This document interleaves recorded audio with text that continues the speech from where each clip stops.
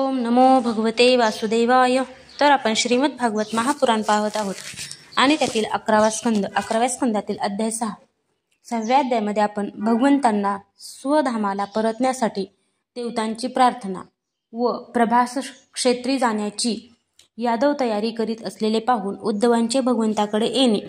श्रीसुख म्हणतात, एकदा द्वारकेत आपले पुत्र सनक इत्यादी देव आणि प्रजापतीसह ब्रह्मदेव, भूतगणांसह सर्वेश्वर महादेव, मरुद्गणांसह देवराज इंद्र, 12 आदित्य, 8 वसु, अश्विनी कुमार, ऋभू, अंगिरस, 11 रुद्र, विश्वेदेव, साध्यगण, गंधर्व, अप्सरा, नाग, सिद्ध, चारण, गुह्यक, ऋषी, पितर, विद्याधर, किन्नर इत्यादी देवगण मनुष्यांसारखा मनोहर वेश धारण करून ज्यांनी आपल्या विग्रहाने तिन्ही लोकांमध्ये सर्व लोकांचे पाप ताप नाहीसे करणारी कीर्ती पसरविली, त्या श्रीकृष्णांच्या दर्शनासाठी आले. सर्व प्रकारच्या ऐश्वर्याने समृद्ध असलेल्या त्या दैदिप्यमान द्वारकापुरीत दिव्य तेजाने तळपणाऱ्या श्रीकृष्णाचे त्यांनी दर्शन घेतले. त्यांना कितीही पाहिले तरी त्यांचे नेत्र तृप्त होत नव्हते. स्वर्गातील उद्यानातील फुलांचा त्यांनी यदुश्रेष्ठ जगदीश्वरांवर वर्षाव केला आणि सुंदर शब्दार्थांनी युक्त अशा वाणीने ते त्यांची स्तुती करू लागले. देव म्हणाले, हे स्वामी, कर्माच्या मोठ्या बंधनातून सुटण्याची इच्छा करणारे मुमुक्षु भक्तिभावाने आपल्या हृदयात ज्यांचे चिंतन करीत असतात त्या आपल्या चरणकमलांना आम्ही बुद्धी, इंद्रिय, प्राण, मन आणि वाणीने आज प्रत्यक्ष नमस्कार करीत आहोत. हे अजित, आपण मायेच्या गुणांमध्ये राहून या अचिंत्य नाम रूपात्मक प्रपंचाची त्रिगुणमयी मायेने व्यक्त रूपात आपल्यातच उत्पत्ती, पालन आणि संहार करता. पण या कर्मांनी आपण लिप्त होत नाही, कारण सर्व दोषांपासून आपण मुक्त आहात आणि कोणत्याही प्रकारचे आवरण नसलेले आपल्या अखंड स्वरूपभूत परमानंदामध्ये निमग्न असता.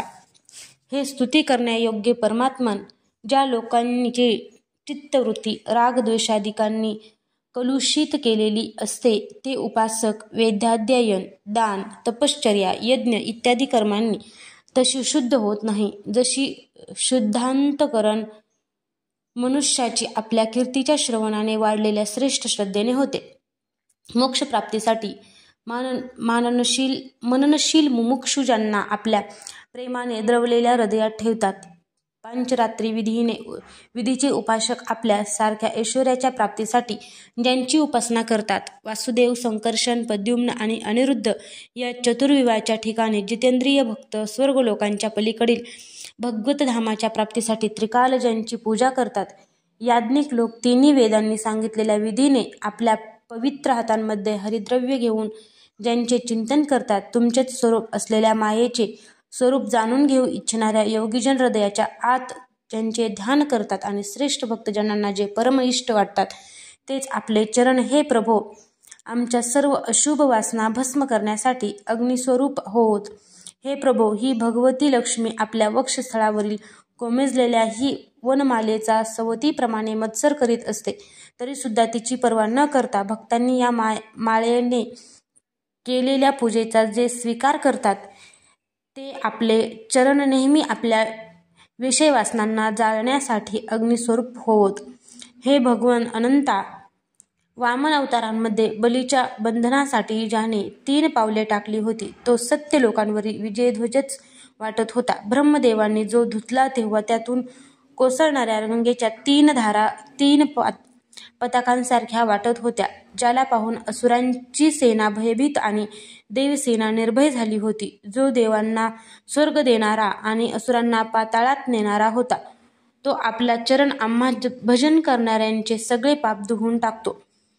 आपापसात भांडून कष्टी होणारे ब्रह्मदेव इत्यादी शरीरधारी व्यसन घातलेले बैल मालकाच्या ताब्यात असावेत, त्याप्रमाणे ज्याच्या अधीन आहेत ते कालस्वरूप व प्रकृती पुरुषांच्या पलीकडे असणाऱ्या आपल्या पुरुषोत्तमाचा चरण आहे, तो आमचे कल्याण करो. हे प्रभो, या जगाची उत्पत्ती, स्थिती आणि प्रलय यांचे आपण परमकारण आहात, कारण शास्त्रे म्हणतात की आपण प्रकृती पुरुष आणि महतत्व यांचे सुद्धा नियंत्रण करणारे काल आहात. तोच हा हिवाळा, उन्हाळा आणि पावसाळा या 3 रूपांनी युक्त असणाऱ्या संवत्सराच्या रूपाने सर्वांना विनाशाकडे घेऊन जाणारा आहे. तो अतिशय वेगवान असा काळ म्हणजे आपण पुरुषोत्तम आहात. हा पुरुष आपल्याकडून शक्ती प्राप्त करून घेऊन अमोघ वीर्य बनतो आणि नंतर मायेमध्ये विश्वाच्या गर्भरूप महतत्वाची स्थापना करतो. यानंतर तेच महतत्व गुणमय मायेच्या साह्याने पृथ्वी, जल, तेज, वायू, आकाश, अहंकार आणि मनरूपी 7 आवरणे असलेल्या सोनेरी ब्रह्मांडाची रचना करते. म्हणून हे ऋषिकेशा, आपण सर्व चराचर जगाचे अधीश्वर आहात. याच कारणास्तव मायेच्या गुणांच्या विषमतेमुळे निर्माण होणाऱ्या निरनिराळ्या पदार्थांचा उपभोग घेत असतानाही आपण त्याने लिप्त होत नाही. आपल्या व्यतिरिक्त इतर स्वतः त्यांचा त्याग करून सुद्धा त्या विषयांना भीत असतात.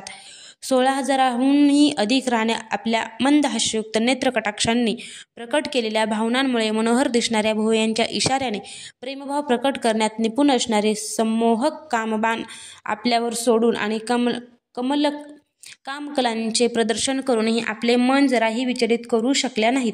त्रैलोक्यातील पापांच्या राशी धुवून टाकण्यासाठी 2 पवित्र नद्या समर्थ आहेत. एक आपल्या अमृतमय लीलांनी भरलेली कथा नदी आणि दुसरी म्हणजे चरण धुतल्यानंतर वाहणाऱ्या पाण्याने भरलेली गंगा नदी.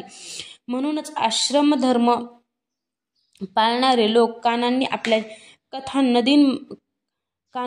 कथा नदीमध्ये आणि शरीराने गंगेमध्ये बुडी मारून दोन्ही तीर्थांचे सेवन करतात. श्रीसुख म्हणतात, ब्रह्मदेवांनी सर्व देव आणि शंकर यांच्यासह अशा प्रकारे भगवंताची स्तुती केली. नंतर नमस्कार करून आकाशात राहून भगवंतांना ते म्हणाले.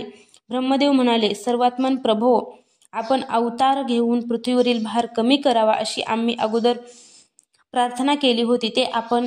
ते काम आपण चांगल्या तऱ्हेने पूर्ण केले आहे. सत्यपरायण साधू पुरुषांच्या ठिकाणी आपण धर्माची स्थापना सुद्धा केलीत आणि 10 दिशांना लोकांचे दोष दूर करणारी आपली कीर्ती पसरविली. आपण हे सर्वोत्तम रूप धारण करून यदुवंशात अवतार घेतलात आणि जगाच्या हितासाठी औदार्याने पराक्रमाने परिपूर्ण अशा अनेक लीला केल्या. हे प्रभो, जी सज्जन माणसे कलियुगात आपल्या या लीलांचे श्रवण कीर्तन करतील ती या अज्ञानरूप अंधकाराच्या पलीकडे सहज निघून जातील. हे पुरुषोत्तम प्रभो, आपण यदुवंशात अवतार घेतल्याला 125 वर्ष झाली आहेत. हे सर्वाधार, आता देवांचे कोणतेही कार्य शिल्लक राहिलेले नाही. आपले हे कुळ सुद्धा ब्राह्मणांच्या शापामुळे जवळजवळ नष्ट झालेलेच आहे. म्हणून हे वैकुंठनाथ, आपणास योग्य वाटत असेल तर आपण आपल्या परमधामाला परत यावे आणि आपले सेवक असलेल्या आम्हा लोकपालांचा तसेच आमच्या लोकांचा सांभाळ करावा. श्रीकृष्ण म्हणाले, हे ब्रह्मदेवा, तू म्हणालास तसेच मी अगोदरच ठरवले आहे. तुमचे सर्व काम मी पूर्ण केले असून पृथ्वीवरील भार उतरविला आहे. परंतु हे यादव कुळ पराक्रम, शौर्य आणि संपत्तीने उन्मत्त होऊ लागले आहे. हे सर्व पृथ्वी गिळून टाकील. किनारा समुद्राला रोखून धरतो त्याप्रमाणे मी यांना रोखून धरले आहे. या उच्चृंखल यदूंचा हा विशाल वंश नष्ट न करताच मी जर निघून गेलो तर हा मर्यादेचे उल्लंघन करून या जगाचा संहार करील. हे पुण्यशील ब्रह्मदेवा, ब्राह्मणांच्या शापामुळे आता या वंशाचा नाश होण्यास सुरुवात झाली आहे. याचा अंत झाला की मी स्वधामाला परत येईन. श्रीसुख म्हणतात, अखिल लोकाधिपती श्रीकृष्णांनी असे सांगितल्यावर ब्रह्मदेवांनी त्यांना नमस्कार केला आणि देवतांसह ते आपल्या धामाकडे निघून गेले. नंतर त्या द्वारकापुरीमध्ये मोठमोठे अपशकुन होऊ लागले. ते पाहून यदुवंशातील श्रेष्ठ श्रीकृष्णाकडे आले. तेव्हा त्यांनी त्यांना असे सांगितले. श्रीकृष्ण म्हणाले, जेथे जिकडे तिकडे आजकाल मोठमोठे अपशकुन होत आहेत. शिवाय ब्राह्मणांनी आपल्या वंशाला दिलेला शाप टाळणे कठीण आहे. म्हणून सज्जन हो, आपल्याला जर जगायचे असेल तर आपण येथे राहू नये. म्हणून आता उशीर करू नका. आपण आजच परमपवित्र अशा प्रभासक्षेत्री जाऊ. दक्ष प्रजापतींच्या शापाने जेव्हा चंद्राला क्षयरोगाने ग्रासले त्यावेळी त्याने तेथे जाऊन स्नान केले आणि त्याच क्षणी त्या पापजन्य रोगातून त्याची सुटका झाली आणि पुन्हा त्याच्या कला वाढू लागल्या.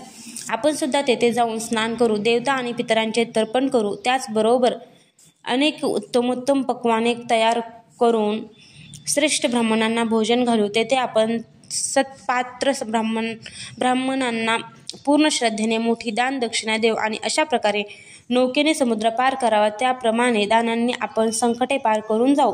श्रीसुख म्हणतात, हे कुलनंदना, भगवान श्रीकृष्णांनी जेव्हा अशी आज्ञा केली तेव्हा यादवांनी प्रभास क्षेत्री जाण्याचे ठरवून रथ सज्ज केले. परीक्षिता, उद्धव श्रीकृष्णांचा एकांत भक्त होता. जेव्हा त्याने ती तयारी पाहिली, भगवंताची आज्ञा ऐकली आणि अतिशय घोर अपशकुन झाल्याचेही पाहिले, तेव्हा तो जगाच्या अधिपतींचे ईश्वर असणाऱ्या श्रीकृष्णाकडे एकांतात गेला. त्याच्या चरणावर डोके टेकवून त्याने नमस्कार केला आणि हात जोडून त्यांना प्रार्थना करू लागला. उद्धव म्हणाला, हे योगेश्वर देवाधिदेव, आपल्या लीलांचे श्रवण कीर्तन पुण्यकारक आहे. आपण परमेश्वर असल्यामुळे शक्य असूनही आपण ब्राह्मणांचा शाप निष्प्रभ केला नाही. यावरून मला वाटते की आता आपण यदुवंशाचा संहार करून या लोकांचा त्याग करणार हे निश्चित. परंतु हे केशवा, आपल्या चरणकमलांना मी अर्ध्या क्षणासाठी सुद्धा सोडू शकत नाही. हे स्वामी, आपण मलाही आपल्या धामाला घेऊन चला. श्रीकृष्ण, हे कृष्णा, आपली लीला माणसांसाठी परममंगल आणि कानांना अमृत स्वरूप आहे. ज्याला एक वेळ तिची गोडी लागली, त्याच्या मनात नंतर दुसऱ्या कोणत्याही वस्तूची इच्छाच शिल्लक राहत नाही. प्रभो, आम्ही तर झोपणे, बसणे, हिंडणे, फिरणे, स्नान, खेळ, भोजन इत्यादी सर्व प्रसंगात आपल्याबरोबरच असतो. आपण आमचे प्रियतम आत्मा आहात. आम्ही आपल्याला कसे सोडू? आपण वापरलेली माळ, चंदन, वस्त्रे, अलंकार इत्यादी वस्तू प्रसाद म्हणून घेणारे आम्ही आपले सेवक आहोत.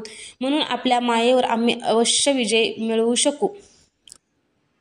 अनेक ऋषी दिगंबर राहून आणि जन्मभर नैष्ठिक ब्रह्मचर्याचे पालन करून अध्यात्मविद्या प्राप्त करून घेण्यासाठी अतिशय परिश्रम करतात. अशा त्या संन्याशांचे हृदय निर्मळ होते, तेव्हा कुठे ते शांत होऊन आपले ब्रह्म नावाचे स्थान प्राप्त करून घेतात.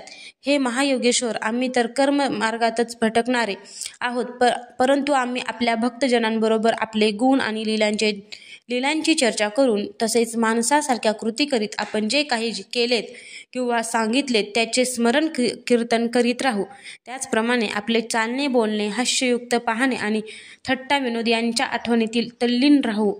केवळ एवढ्यानेच आम्ही आपली दुस्तर माया पार करू. श्रीसुख म्हणतात, परीक्षिता, देवकीनंदन भगवान श्रीकृष्णांना जेव्हा उद्धवांनी अशी प्रार्थना केली, तेव्हा ते आपल्या अनन्यप्रेमी सखा व सेवक असलेल्या उद्धवाला म्हणाले. अध्याय 6 समाप्त.